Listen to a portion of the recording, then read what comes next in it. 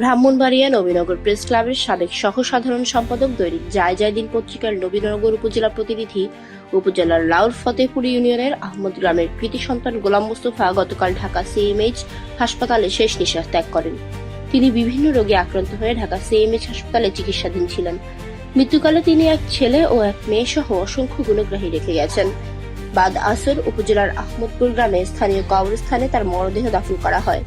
তার মৃত্যুতে Nabinagar press club, রাজনৈতিক দল সহ বিভিন্ন সাংবাদিক সংগঠনের নেতৃবৃন্দ গভীর শোক প্রকাশ করেছে।